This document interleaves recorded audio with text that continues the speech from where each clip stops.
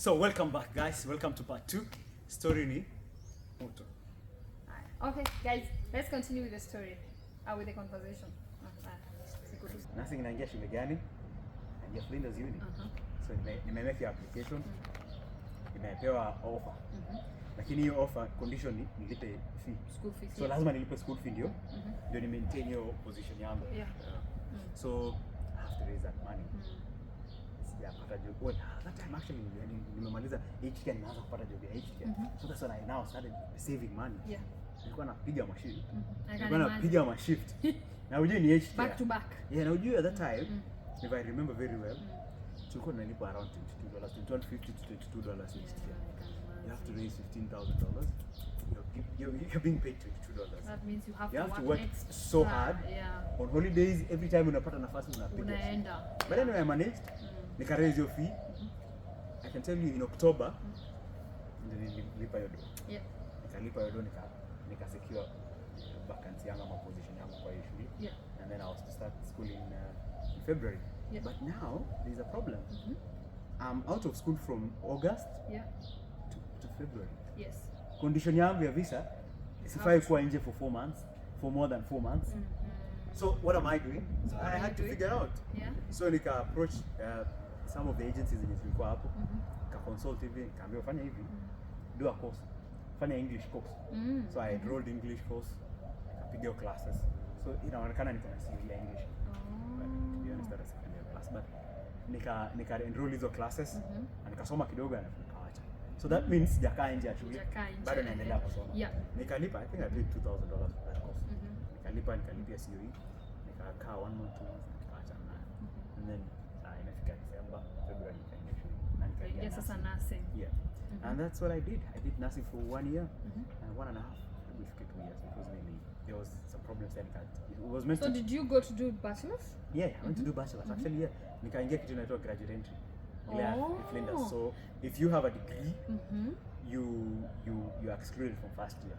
So nikaanza second year. I did 2 years. I was meant to do 2 years, but I took 2.5 years because of placements na nini. Nikachukua 2.5 years. Nika graduate, and then here we are. I'm practicing nursing now. Oh, that's really nice. So what I've gotten from you, and of course I know, but I want you to tell our viewers that what's the importance of kujua the course in una select, that mtu anaweza kuja tu afanye any course, because what I've gotten from you, from the word go, you knew there's something called permanent resident, and that is what so many of us don't know. Watu wanakujanga, mtu anakuja tu kusoma, you don't know about tomorrow. I'm so impressed that you are aware of tomorrow and the future. You are making some progress towards your future. So what would you tell our viewers? Hii maneno ya course, mtu achague chenye anataka ama what do they do? So kuna vitu mbili that you need to consider. What is your future plan? What is your plan? I get it. So like I remember people, I know someone kwa kofitu kwa mtani. So alikuja akafanya international relations. After amalizo course yake akaenda. Sasa hizi ako anafanyia kazi Java, tumo huko nje Geneva, ako UN huko. So siwezi waongelea hao. Si hao. Nyinyi msisi. Mimi naongelea mahasla. Kama mimi. Si wa bottom up wale wengine. Sisi wetu wa bottom up. Sisi tuko tofauti. Tukubali tuko tofauti. Because sisi hatuna option ya kurudi nyumbani. Unarudi uende ufanye nini? Unaenda wapi? Bro amekulipia tiketi yako ya kwenda tu. Amekupea school fees, akwambia kijana, urudi at your own risk. Jua hauna kitu tena umeacha hii. Hata singira walisoma. Sasa utaenda urudi tena majuu uende uingie singira yako ile ya kitambo. Usienda uende huko tena. So nikaambia mimi ende na ujipange. So when I got here I realized I need PR. So ukikuja Australia uje tu unataka kufanya nini? Which I know kama wewe ni hustler kama mimi. Utakuja ukae hapa. Kabisa. Juu kwanza hiyo story ya kusema naenda tu miaka 4 nipige shughuli yangu haraka haraka. Nirudi na mapesa. Sahau hiyo story. Sahau hata usifikirie. So anyway, when I moved here, I realized I need to do this. That's what you should do. Figure out your plan. Kama unataka PR, angalia ni courses gani inakupatia PR. Alafu ukishajua ni course gani inakupatia PR, work towards that direction. Na to save yourself all the troubles, anza hii mambo mapema kutoka huko home hata before ujicommit kwa course fulani. Juu hiyo nini initial payment ya sem1 is expensive around sahi kwanza tunaongelea 20k. Sahi kubaya $20,000. Yes, it is. Hiyo pesa inaendanga hivi au airudi. Juu nimepata watu wananiuliza swali. Ati do ukishalipa hivi utarudishwa ukichange course. Hiyo ndio imeenda na utarudishwa. So if you could start this research back home. So you know ni courses gani that could lead towards maybe towards PR. Yes. Ama towards your future goal. Which tumeshasema wewe unataka kukaa hapa. Tumesema so, hapa. Hakuna njia nyingine. So you've already made that decision, you want to stay here. Unapiga hesabu unaangalia courses gani nakupatia. And then you choose that course. Yenye na kulead towards that. That's very nice. Now another question I want us to talk about. Nataka nikuulize. Recently, we've had so many cases of students having mental health issues. I don't know if during the time that you guys came or the time you came, kulikuwa na hizo issues za mental health. How are people coping with mental health? Because saizi tumesikia so many suicides. Tumesikia watu wamejirusha sijui kwa dam and it's all around mental health issues. I don't know if the same was happening hizo time. Now yourself as a person, how were you able to take care of your mental health considering ulikuwa na a lot of struggles kuenda shule kujuggle between this and that? How did you take care of your mental health? Umeniuliza mambo ya mental health. I think it's a very very important topic lazima tuongelee. Umeniuliza kama when I came here kama hiyo mambo ilikuwa. Haikuwa loud sana. Haikuwa vocal because one, there was not a lot of Kenyans. Two, our associations, Kenyans did not really associate together that much. Hatukuwa na bodies za kutuleta pamoja sana. I don't know if it's because of the numbers. Ama I don't understand. Unajua saa hizi tuko more united so we hear and people are coming out now. So I think that these issues were there. Because I remember we had one issue with one girl from our community mwenye amekuwa affected na mental health. And the community literally like support sana. So I think it's a very very critical issue that we need to address. We need to speak about it. We need to try and fight victimization and stigmatization of people that have had mental health issues and people that speak about it. I am of the idea kwamba mental health si lazima tuwe ni ile issue yenye imefika extreme ends yenye mtu ameanza kutoa nguo, mtu mwenye amejirusha. That is hiyo ni kama end stage. Yaani kama stage 4 ya cancer. Ni mwisho. Huyu jamaa amebattle. This person have battled venye imeanzia because at one stage ama at one point of everyone's life they've had stress. And that's mental health. That's mental. It's the stage. If you cannot manage your stress, it's a builder. Inaenda ikigrow. And then it grow. So umeniuliza how I deal with mental health. So I'm not going to say I miss the issues. Sometimes uko na stress. Imagine unafaa ulipe school fees. Imagine uko na siblings uko mtaani. Imagine your family is going through things. Imagine your community. Imagine your political and your mwenye umepigia kura ana lose. Imagine you support Arsenal na wanapigwa. So imagine hizo vitu zote. Imagine girlfriend amekuacha. Imagine umeachwa. Imagine umeachwa. So uachwe, timu yako ipigwe. Home kuna vitu haiendi sawa. Shule ndio hii. Uanguka japo na El Nino. Imagine mbwa yako ikufe. Imagine hata like a lot of things. So these things can pile up na inaweza kuwa a problem. So how do I deal with this? Mimi ni kama tu ni grace. I've come out of this. I've had things and I've come out. And sijaifika extreme measures ya kufikiria to kill myself ama kufanya nini. But I've come out some way. I believe to God. Mimi I don't have anything yanasema nifanye hivi. But I've tried to keep myself busy and nimecheza soccer, nimeenda gym kidogo once in a while. I've engaged in things that zinanifurahisha. Na I've tried to have fun. Alafu I think that is one thing kwamba just engage yourself. Be busy. Ongea na watu sana. Open up to someone. ingawaji saa zingine unaogopa utaambia mtu alafu ifike kwa itakuwa story. Just find someone you can confide in, alafu mwambie tu. Na si lazima akuwe hata rafiki. You can go for therapy. Juu kwanza, one thing people need to know, when you're an international student, the schools offer you free counseling sessions. I think there could be 12 sessions for free. So when I was a student, I was a student. I had mental health issues, and I went for sessions mental health. For therapy, and they were free.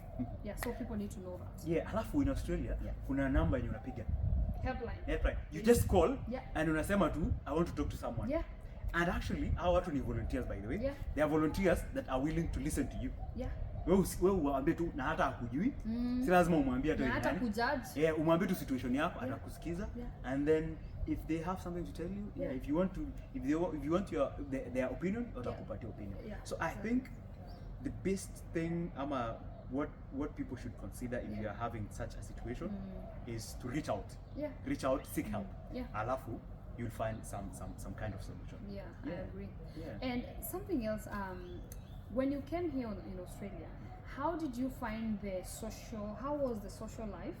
Because to me, I found ni kama kuna a bit of loneliness. How was that to you, and how did you deal with that? There's a bit of loneliness in Australia.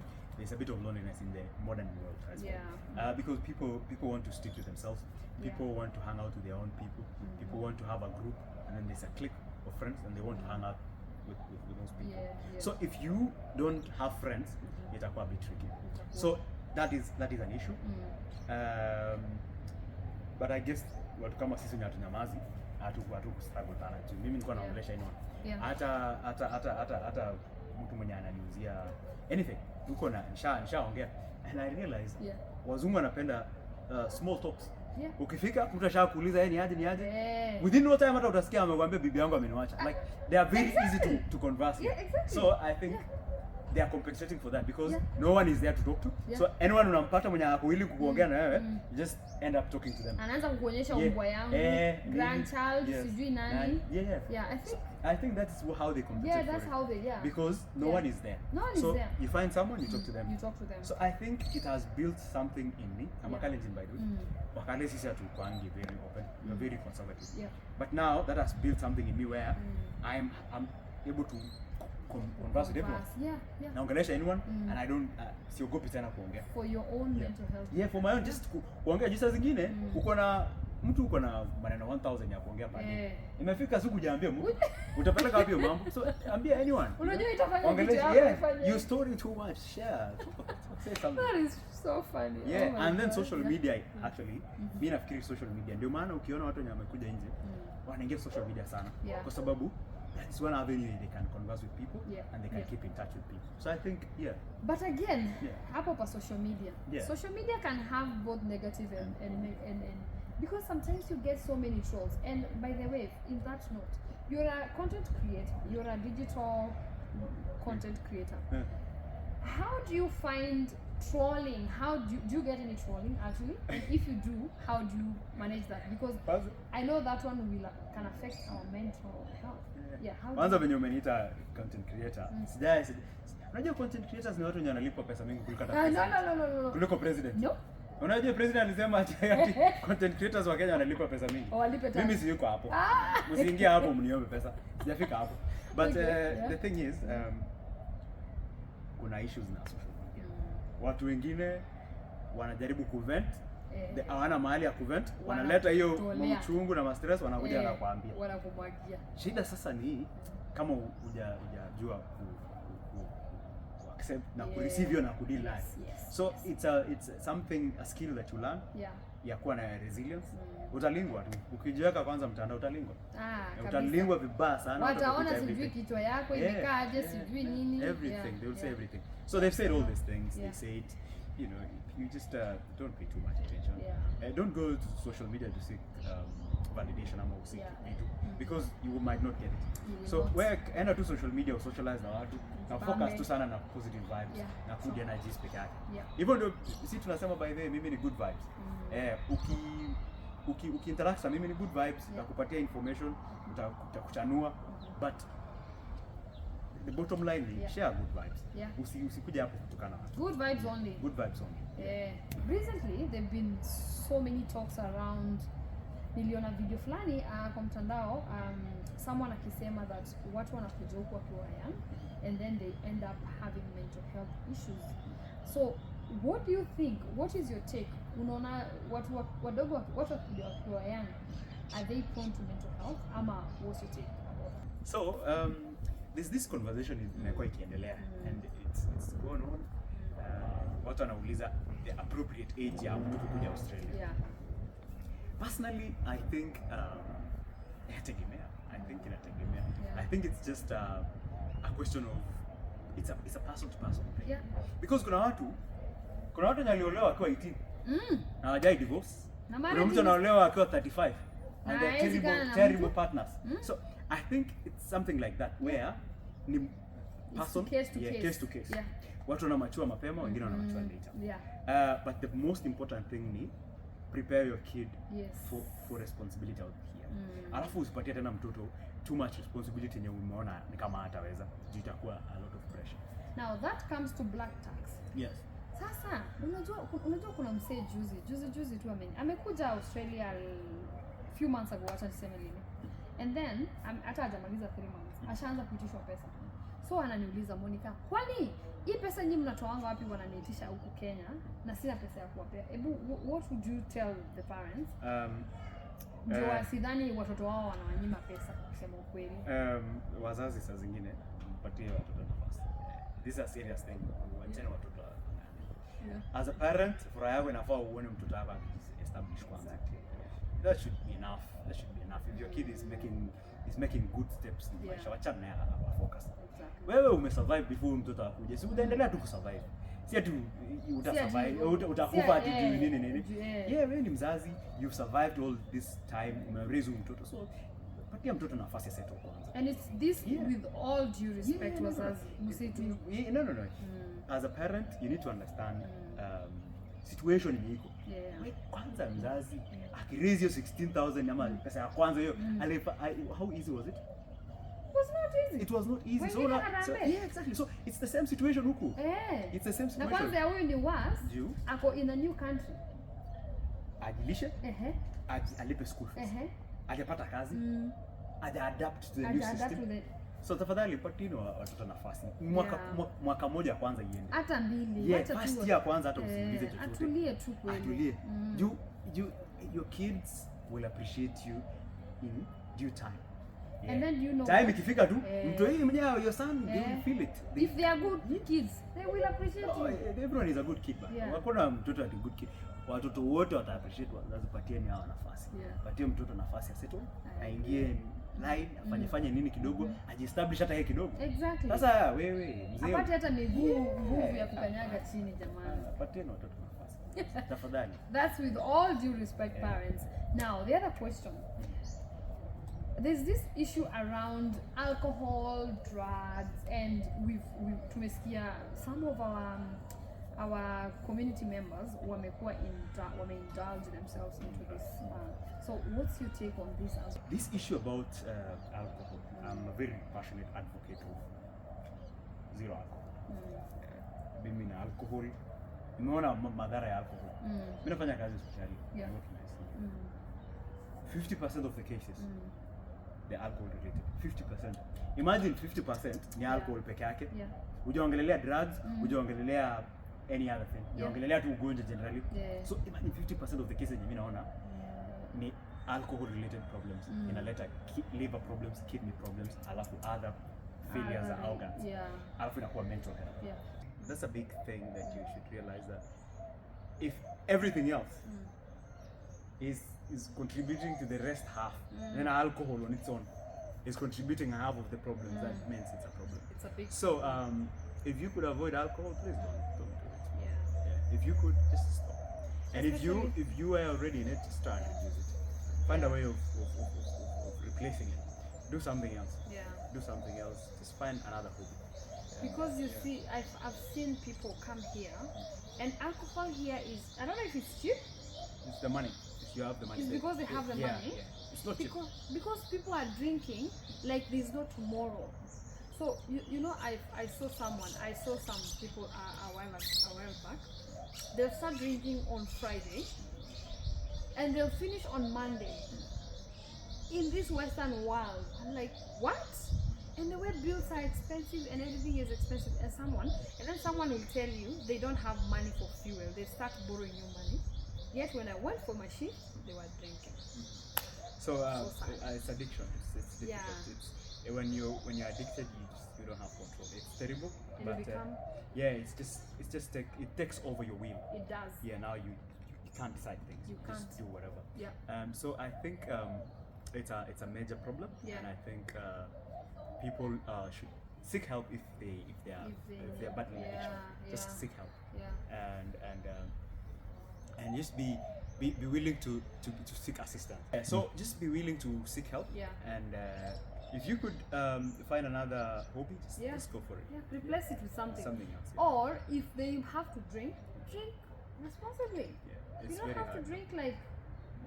But I don't think there's really drinking responsibly. I don't know about that, because I think alcohol is it's demonic. I think it's the addiction part of it. It's if something takes over your free will, then I don't think that's good. You need to replace it. If I can't make decisions on my own, in my free will, then I shouldn't be doing that thing. Wacha tu hiyo kitu ikae. Wacha ikae. Boss, wacha tu. Huwezi toka tu huko Kenya, maili 10,000 kilometers to here. Alafu ukuje ukue tu kalewa useless. No. You shouldn't do that, man. No. Yeah. Nice. Now, the other question before we wrap this conversation is about relationships. So, how do you find relationships? As in, watu wanapataga aje huku Mr. Right na Mrs. Right, and how has been your journey and your experience ya kupata, and afu tuambie hapo kama uko na mtu. Yeah, niko na mtu sana. Ulimpata aje? Napenda sana. I have someone. I think for everyone at every given season there's someone. So just leave that season. Risk. Chukua hiyo risk. Pendana, ukikunja roho tena utapata mwingine, utahili. Someone will help you heal, you will help yourself heal. Na usonge mbele. Yeah. La maisha ya kuwa na mtu ni nzuri. Maisha ya kuwa solo pia ni safi sana. So I think huku nje it's challenging. You have to. Wanasema soko ni chafu. Chafu. Alafu maisha ya huku ni different. Kazi hauna time hata sana. Kama mko karibu na mtu, it's challenging. Hata kama mko na mtu in the same city, saa zingine kila mtu ako shift zake, kila mtu ako na nini. Alafu kuna wokeness. There's a problem inaitwa wokeness. Watu wana feel kama you can do whatever you want. You want to do whatever you want to be on you want to have your own space. Yeah. It's not helping relationships. I think it's the Western thinking. Yeah. It's not helping relationships. No, it's not. So, lazima uende kazi, lazima ufanye nini, lazima upigiwe simu. Like, there's a way things are, the system here. Hamwezi kuwa free sana. Unajua lazima, kama ni manzi yangu lazima nikupigie simu nikwambie nakuja kukuona. Siwezi kuja tu. Siwezi pop tu. Nikuje tu nyumbani, nikuone, niende nione manzi yangu, lazima nipigie nimwambie ni aje, I'm on my way. Unajua like, lakini si ndio labda akupikie chai ama? No, ya chai nini? Like kama baba yangu mimi, baba yangu Kalenjin man. Ugali yao iko, hata kama hatujui kama atafika usiku kama afike. Haya. Ugali iko na lazima ikuwe warm. Nani alipika? Si wife alipika. So lazima ugali ipikwe. I'm saying in a Kalenjin homestead. You don't even know when your dad is coming home. Okay. You don't know if he will come that night. Yeah. And but ugali is there, I'm giving you an example to say here you don't have that freedom so much. I think we've made everything official. We want to be official. Ni aje nakuja. Okay. Like Tambo, if your parents walikuwa wanafanya kazi. Ama your dad ako job na mama yako ako home. They won't talk the whole day. No. Unajua? Tutamwona tu amekuja. Jioni, anatoka asubuhi, anarudi saa nyatarudi. Imagine that something happens during the day, you won't find out. Yeah, exactly. Have to find out jioni akifika. So I think communication it should have helped relationships. Sasa zingine help. Sasa zingine inaharibu kidogo. 1 o'clock Baby, how are you going? Saa tano. Baby, what? Nini. No. Ngoja hata nikumiss kidogo nifike nyumbani nisaidie. But anyway, relationships zina work, ziko na challenges zake za modern generation, but kama mnataka kuifanyia kazi, the both of you work on it na itafanya kazi. Whatever, however it works for you, man. Whatever. Issue ya LGBTQ, whatever. Do whatever you want to do, man. Ikupe furaha. At the end of the day, nothing matters, man. At a life, at the end of the day, what will you gain out of life? You die. So make a good time while you're alive. Furahia maisha yako. Be happy with the people you love. Familia yako. Do whatever you pleases your heart. As long as it's correct, it's the correct thing. According na polisi. Roho yako ikikwambia ni mzuri. Usitashika tutaenda jana na utoke. Hiyo tumekataa. Tumesema drugs ni mbaya. Sasa wakikula drugs waende jela. Unaona sasa watakuwa wamepoteza nini? Don't do it. So let's just be morally upright, you know. Do the right thing. Yeah, we have a long way to go. There's more to life than especially in mtaa. Australia, one thing nimelearn, hakuna shabura. Hakuna? Na hakuna shortcuts. Hakuna shortcuts? Ukikimbiza gari utalipa fine. Ukichapa msichana mtu kofi unadipotiwa. Hebu kwanza ambia, by the way, let me before I forget, this is very important.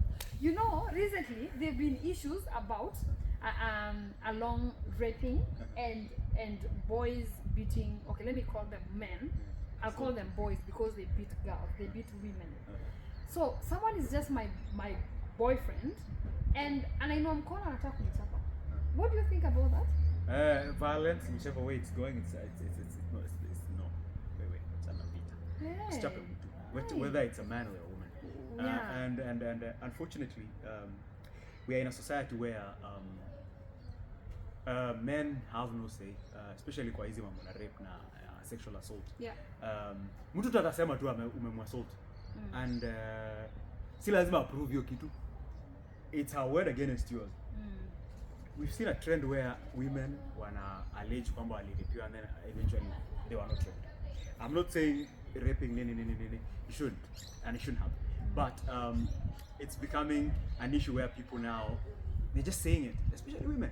Wanasema tu, we've seen no, I'm saying iko kwa records watu utaona.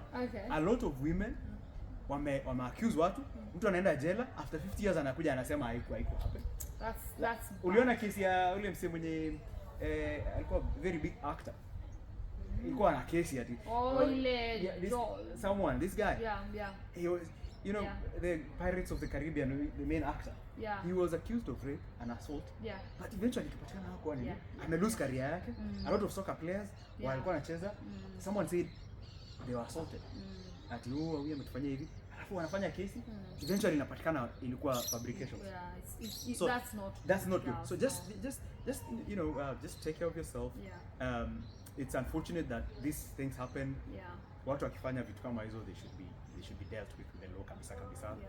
You shouldn't be forgiven for doing things like this. But on that note, manze, it's not good what's happening in Kenya right now. Unaona wasichana wengi wanauawa. It's just it's not right. It's not right for whatever reason. And love. Whatever reason. Whatever. It's not justifiable. We cannot justify anything. You know, I've seen on and now that you brought that, I've seen on the internet people are saying, oh, aliuliwa juu alikuwa amevaa sijui aje. Oh, ati nyinyi wasichana mnapenda pesa. Kama tunapenda pesa, kama tunavaa aje, we should not be killed. No one should kill no one for any reason. No one should be killed for any reason. Don't kill nobody. Usiue mtu. Manze, that should stop. Manze, it must stop, manze. It must stop. For whatever reason, hiyo kitu stop. Those are our sisters, those are our daughters, those are aunties or moms. Wachana hiyo mambo bwana. Hiyo mambo zi. Otherwise, it's been good. It's been good. Thank you very much. On my channel. Thank you so much, guys, for watching this interview. If you've not subscribed, kindly subscribe. And Noah is a digital creator. His name is Noah Kiplagat. My name is Noah Kiplagat. Nitafute pale TikTok, na Facebook, na Instagram. Mimi ni mtu wa mambo ya hapa na pale, daily living, politics kidogo, alafu mambo ya migration. Tutafika mahali. At the moment, now it's general information. I'm studying to be a migration lawyer. Oh, So nice. mtanipata pale. In future I'll be giving you your service ya migration advice and migration services. Yeah, so look him look up. He's the guy, if you want to migrate in the near future, he's the guy to look at. So guys, thank you so much for watching this interview from the beginning to that point. And if you've not subscribed, kindly consider subscribing, and see you on my next video. Bye bye. Ciao.